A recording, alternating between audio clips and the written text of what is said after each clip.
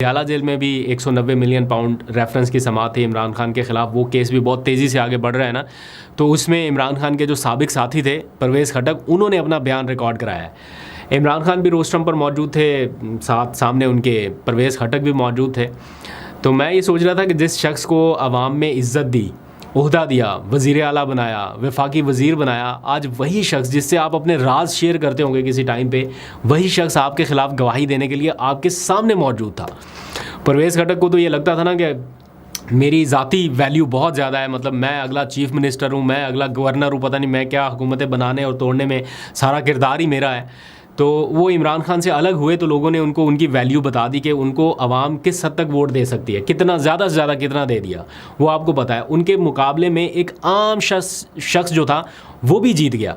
मेरी उनसे मुलाकात होती है, वो जो उनके मुकाबले में जीते हुए उम्मीदवार हैं, MN अभी तो कभी कभी पार्लियामान में उनसे मुलाकात हो जाती। तो मैंने उनसे एक दफ़ा पूछा, मैंने कहा जब आपके मुकाबले में परवेज़ खटक जैसा शख्स था और खैबर पख्तूनख्वा के अवाम की जो इमरान खान से मुतालिक सेंटिमेंट्स, जो राय थी या जो माहौल था, जो हवा थी, आप तो बड़े आराम से सुकून से बैठे होंगे कि जितना मर्जी बड़ा कैंडिडेट है लेकिन इमरान खान के ख़िलाफ़ गया तो इसलिए आप आसानी से जीत जाएंगे। उन्होंने कहा एग्जैक्टली ऐसा ही हुआ।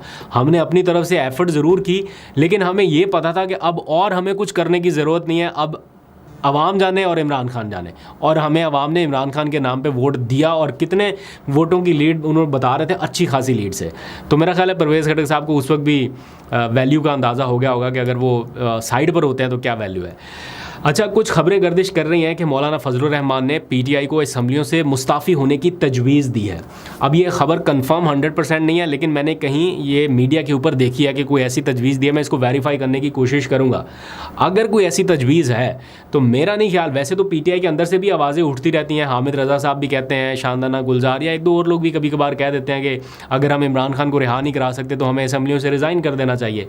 लेकिन मेरा अपना ज़ाती ख्याल ये है कि अब एक ऐसा मौका जब आप मखसूस नशिस्तों के लिए इतनी बड़ी जंग लड़ रहे हैं, तो आप इस मौके पर कह रहे हैं कि हमें असम्बलियों से जो आपको मिली हुई हैं ऑलरेडी, उससे आप रिज़ाइन करके बाहर चले जाएं। और पहले जो कुछ आपके साथ हो चुका है, असम्बलियों से रिज़ाइन करना एक बड़ी गलती के तौर पे जाना जाता है।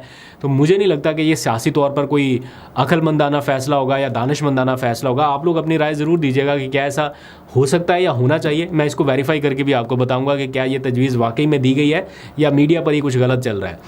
फिर आज की एक और अहम डेवलपमेंट इलेक्शन ट्रिब्यूनल के हवाले से है। इसमें बड़ी एक ज़बरदस्त किस्म की ख़बर है, आप ज़रा आगे सुनिए, आपको अंदाज़ा होगा कि किस किस किस्म के इंकशाफात हो रहे हैं, आप कहाँ पे रह रहे हैं और क्या हो रहा है। इलेक्शन ट्रिब्यूनल में आपको पता है NA 47 इस्लामाबाद का जो हल्का है, 3 ही हल्के हैं जिनकी धांधली की शिकायत की समाअत हो रही है। तो आज बारी थी NA 47 की। तो इलेक्शन ट्रिब्यूनल के जो जज साहब हैं तारिक महमूद जहांगीरी, जिनको गुज़िश्ता कोई 1-2 दिनों में कोई कॉल्स वॉल्स भी गई हैं, उनके ख़िलाफ़ रेफरेंस भी आ रहा है, काफ़ी इस टाइम हॉट वाटर में उन्हें ढकेलने की कोशिश की जा रही है, लेकिन वो सर्वाइव करने की कोशिश कर रहे हैं। तो आज समाअत में जो नून लीगी MNA थे वो भी पेश हुए, इलेक्शन कमीशन के हुकाम को भी बुलाया गया और बड़े सख्त सवालात उनसे पूछे गए। बल्कि इलेक्शन ट्रिब्यूनल ने इलेक्शन कमीशन के हुकाम से फॉर्म 45 अपलोड करने की टाइमिंग भी मांगी कि आपने किस किस टाइम पे अपलोड किए, क्या मुकर्ररा मुद्दत में आपने अपलोड किए या मुकर्ररा टाइम के बाद किए। ऑब्वियसली मुकर्ररा टाइम के बाद किए, क्योंकि जिस टाइम में अपलोड करने थे उस टाइम तक तो फॉर्म 45 अभी वो जिनमें रद्दबदल हो रही थी वो तैयार ही नहीं हुए, बाद में हुए। और फिर एक और अहम इंकशाफ आज उस वक्त हुआ जब इलेक्शन कमीशन ने ट्रिब्यूनल को ये भी बताया कि तीनों हलकों के प्रिजाइडिंग अफसरान ने एक भी फॉर्म EMS के ऊपर या सिस्टम के ऊपर अपलोड नहीं किया, या कोई स्क्रीनशॉट उन्होंने नहीं भेजा इलेक्शन कमीशन को। जितने भी प्रिजाइडिंग अफसर थे किसी ने भी नहीं भेजा, ना व्हाट्सएप किया, ज़ाती हैसियत में भी नहीं उन्होंने कोई दिया। तो आप अंदाज़ा करें कि इस इलेक्शन मैनेजमेंट सिस्टम को बनाने में करोड़ों रुपए लगे, आवाम के करोड़ों रुपए लगे, और ये दावा किया जाता रहा कि इंटरनेट बंद भी होगा तो इसकी कनेक्टिविटी डिस्कनेक्ट नहीं होगी, ये चलता रहेगा, इसके ऊपर रिज़ल्ट आते रहेंगे। और फिर जो हुआ वो पूरी कौम ने देखा। और अब आप अंदाज़ा लगा लें कि कौम के साथ क्या हुआ।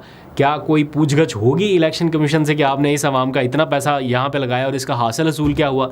एक भी फॉर्म EMS के ऊपर अपलोड नहीं हुआ, कैसे हो सकता है? आप जवाब दीजिए।